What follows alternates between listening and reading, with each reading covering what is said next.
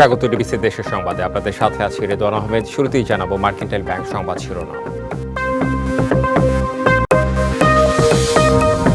গভীর নিম্নচাপের প্রভাবে আজও সারা দেশে বৃষ্টি, উপকূলে বেড়িবাঁধ ভেঙে লক্ষাধিক মানুষ বাড়িবন্দী, পাহাড়ে ভূমিধসের সতর্কতা।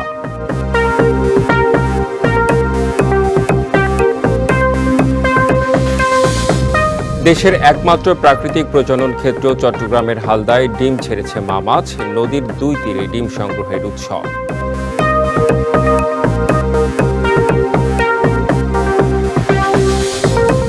ভোলার রেজিস্ট্রি অফিসে টেবিল পেতে ঘুষ বাণিজ্য, সংরক্ষিত রেকর্ড রুমে সাধারণের প্রবেশ, খোয়া যাচ্ছে দলিল, গোপন নথিও।